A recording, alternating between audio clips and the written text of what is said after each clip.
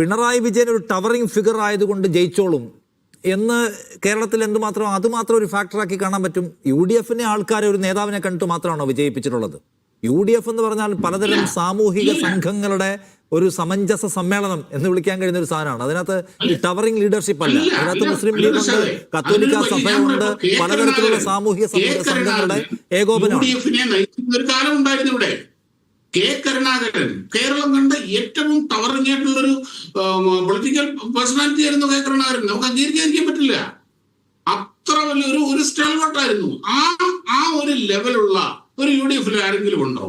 അതിന് സത്യത്തിൽ കെ കരുണാകരന് ശേഷം കേരളത്തിൽ ഇത്രയും ആ പവർഫുൾ ആയിട്ടുള്ള സതീശൻ ചെയ്യുന്ന എന്നൊരു നേതാവുണ്ട്, രമേശ് ചെന്നിത്തല എന്നൊരു നേതാവുണ്ട്, KC വേണുഗോപാൽ എന്ന നേതാവുണ്ട്. എന്തുമാത്രം നേതാക്കൾ എന്ന് മാത്രവുമല്ല, സമാനതകളില്ലാത്ത ഐക്യം പ്രകടമാക്കിക്കൊണ്ട് അവർ പോകുന്ന ഒരു സന്ദർഭം കൂടിയാണിത്. പഴയ ഗ്രൂപ്പ് യുദ്ധത്തിന്റെ കാലുഷ്യങ്ങളൊന്നും ഇപ്പൊ അതിനകത്ത് കേൾക്കാനുമില്ല. അതുകൊണ്ടല്ലേ ജനം അവരെ അധികം കോർപ്പറേഷനും ജില്ലാ പഞ്ചായത്തും ഒക്കെ കൊടുക്കുന്നത്. അതാണ് ഞാൻ പറഞ്ഞില്ല. ഇപ്പൊ നമ്മൾ ഈ കോർപ്പറേഷൻ അതിലൊരു വലിയ വിജയമാണ് നേടിയത്, ഇല്ലെന്ന് ഞാൻ പറയുന്നില്ല, സത്യമാണത്. കാര്യം എന്ന് പറഞ്ഞു കഴിഞ്ഞാൽ ഇപ്പോൾ ഒരുമിച്ച് നിന്നില്ലെങ്കിൽ ഇവിടെ എല്ലാം തീർന്നു എന്നുള്ള ആ ഒരു ചിന്തയുടെ ബലത്തില് അവർക്ക് പോയേ പറ്റുള്ളൂ. അതിന്റെ അകത്ത് അവർ വിജയിക്കുകയും ചെയ്തു, സംശയമൊന്നുമില്ല. UDF നല്ലപോലെ ആ കാര്യത്തിൽ വിജയിക്കുകയും ചെയ്തു. ഞാൻ അതല്ല പറഞ്ഞത്.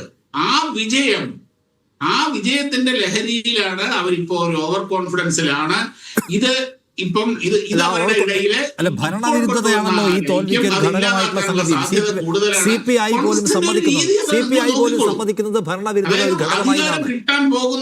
അല്ല, ഞാൻ പറഞ്ഞത് CPIയുടെ പോലും വിശകലനത്തിൽ ഭരണവിരുദ്ധത പ്രകടമായിട്ടുണ്ടെന്ന് അവർ സമ്മതിക്കുന്നുണ്ട്. അപ്പോൾ ഷാബു പ്രസാദ് വിചാരിക്കുന്നതാണ് ആ ഭരണവിരുദ്ധതയ്ക്കും മേലെ സഞ്ചരിക്കാൻ കഴിയുന്ന ഒരു ഫാക്ടർ ഇവിടെ ഉണ്ടാവും.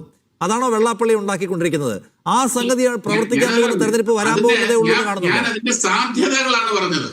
ഞാൻ പറഞ്ഞില്ല അതിനുള്ള ഞാൻ വളരെ തികച്ചും പ്രായോഗികമായി, അതായത് പ്രാക്ടിക്കലായിട്ട് മുമ്പിൽ നോക്കുമ്പോൾ നമ്മുടെ മുമ്പിലുള്ള യാഥാർത്ഥ്യങ്ങളെ വിലയിരുത്തിക്കൊണ്ടുള്ള ആ ഒരു ബോധ്യമാണ് ഞാൻ പറഞ്ഞത്.